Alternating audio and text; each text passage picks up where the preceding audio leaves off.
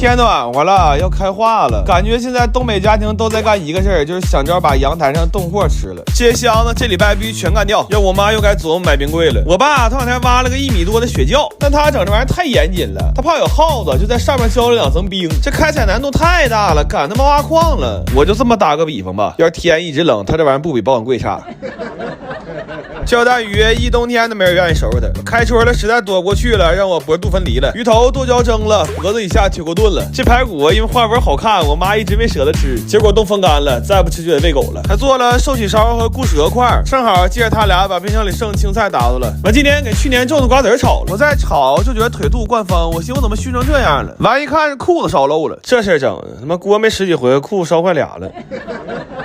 来吧，吃香香了，顾鹅、煎皮、汁虾、排笋、叉肉、德鱼、剁头、烤鱼、瘦烧，看没看着？这个最有心眼，在那盘子坐哪最合适呢？那叫一个肥沃的土地不长草，聪明的脑袋它不长毛啊！我今天买了一箱橘子，砂糖橘应该是明年见了，现在开始炫爬干了，然后把灌那些干肠都塑封了。我本来寻思剩挺多呢，我这一拆箱看没剩多少啊，赶紧先抓了一袋，把之前中奖那个姐们的给寄走了。10天之前还是这么一大盆呢，现在就剩下这么一点了。但我估计这10来斤也够吃到夏天的了。那人不就这样吗？多的时候使劲吃，越剩少了开始越不舍得吃了，放到最后全他妈坏了。前两天我们同学上我家看足球，但看比赛抻的时间长啊，完就把家里所有能一直热着的锅全掏出来了。先来一个潮汕火锅，熬的牛骨汤当汤底儿。我们同学看着大骨髓就上头了，他说我比划，等会是管稀还是嘴稀？涮的就是肉丸玉螺，沙茶蘸料是前账给的配方，和潮汕火锅店的味儿是一模一样。我发现这老小有点东西，花活不少，还有劳保。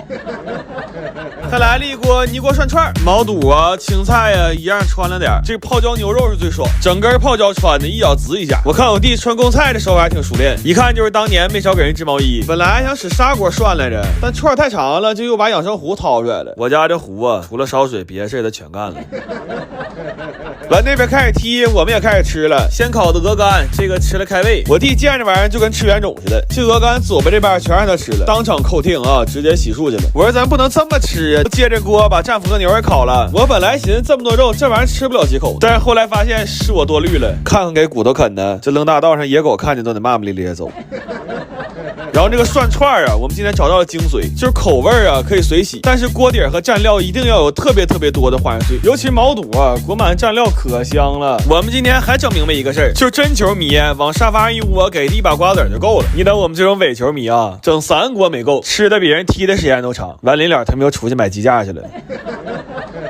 我奶自从吃上了炒酸奶和蛋堡之后，就对这种没吃过的东西非常有兴趣。今年告诉不用炒菜了，再整点这样的小零食尝尝鲜儿。但是这2天对蛋堡念念不忘，做了一大锅。我奶现在早餐就是2蛋堡加1碗爆面粥，完还配了一个章鱼小丸子的盘。今天先浅做一下，给我奶尝着原味的。等过2天再给我奶来个肘子小丸子，还给我奶来了几个炸蛋，重点是给他配了一碗肘子老汤，这给我奶香的呀，3人扶着吃还吵着迷糊呢。还给我奶做了一个漏奶滑，这里边有炼乳、黄油、牛奶，贼香。最主要是切开这一下，我感觉特别爽。然后我就飘了，我寻思做几个甜点。哈尔滨烘焙废物名不虚传啊，一个草莓瑞士卷，一个冰山熔岩巧克力，这卖相都不如条好狗啃的。但是反转来了，我烤出来一个堪称祖坟冒青烟的半熟芝士。我当然都想给自己磕一个了，我从来没烤过这么板着的半熟芝士。正当我准备给它拿出来好好照照相的时候，我翘溜啊，反转又来了。我去。不动了都，完了，咋了？这是的，我当时心梗都犯了，要不是我弟想不起来120多少号，我现在就在医院了。完今天还给我奶买了几个蛋网红，我奶刚开始还不愿意吃呢，说这干巴水果有啥吃的呀？后来吃一块就上头了，恨不得一边打胰岛素一边吃。这玩意儿也没有刚开始卖那么贵了，我领完券买4盒，它100没有主食，全是零食。完等我到我奶奶去的时候，她说想吃炒酸奶，让我俩炒一锅再走。等我奶说不明白这玩意儿叫啥，她说就是那个冰糕，俩拿刮刀腻出来那个。这么好看，你咋不吃呢？走吧，我这2天不能吃凉的，走吧。今天在家尝着生腌，不都说这玩意儿是潮汕毒药吗？不知道这东北大肠能不能苟住啊？配方是我国潮汕地区著名痛风夫妻加之派和他的大哥大提供的。他说你只要按照我这个配方来，口味我保理，肠胃靠自己。这给我弟下的，提前2天就在家吃蒙头十三。我们同学更狠，昨天晚上在家翻箱倒柜吃剩菜，专挑馊的吃。今天来的时候已经没啥可穿的了。他说这回可以放心吃了，没有后顾之忧了。这玩意儿吧，能不能吃好不知道，但我知道要是不吃主食，肯定是不能吃饱。做2份煲仔饭、辣味双拼和豉汁排骨，然后留了几个虾和虾爬子，煮了一锅海鲜粥，还做了广式给包。感觉好长时间没吃这菜了，但我觉得我们这个行为有点不太好。惦记吃生腌，怕吃不饱又做了别的菜，这不纯拿给包当备胎呢吗？这不。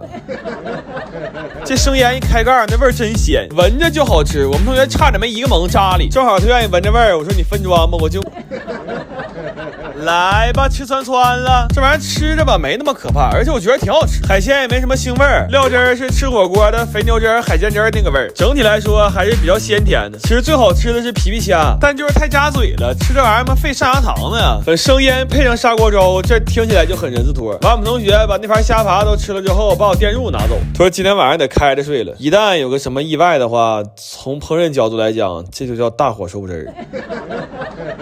1个、2个、3个、4个、5个、6个，今天怒买6个肘子，在家做肘子罐头，还买了个罐头封口机。这200多斤，他俩从驿站扛回来，进屋就迷糊了，这体力还是不行。过2天就把石墨拉出来，再给他俩溜溜，然后调一个卤料。大锅菜吧，就不太好掌握量，就闭眼睛放吧，生死有命，咸淡在天。完这些骨头拿院里给野狗错峰过年了，就这一大锅肘子给我炖直迷糊。我一度以为今天是我家杀猪办席呢。完，我们同学问我说，一下炖这么多肘子，你是不是特别快乐？这话问的就跟他没长牙似的，我快乐吗？我他妈快死了。完熬点猪油，这到罐头里，等吃的时候可香了。猪油熬得多也做罐头了，等哪天手刺挠了再整扒螃蟹，留着炒蟹黄，靠出来的油嗦了实在太香。等不了过年包饺了，咱们撒点椒盐，然后撒点白糖，然后撒点白糖，最后撒点白糖。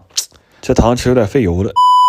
肘子呢，咱们给它切块分装，要确保每一罐都有大块的肘子皮，然后倒上汤给它入味儿，等油凝固了就可以分罐了。等我仨实在太饿了，先煮点方便，然后交给罐头封口了。这个封口机实在是太好用了，全程用不上驴参与一点。完我让驴大帮把标签写了，但看起来他还没有准备好期末重文。然后这些罐头呢还要高温蒸煮一下，消毒杀菌，据说整好了那保质期能比我命还长。就这大肘子罐头，半夜饿了稍微给它加热一下，完再拌点晚上剩的米饭，不要命的再来一勺猪油。哎呦我谁看谁不迷糊呀？这一排一排的，你们以为只是我给我奶做的罐头吗？非也，这是我未来1个月熬夜的底气呀！大娘，方便面要不要？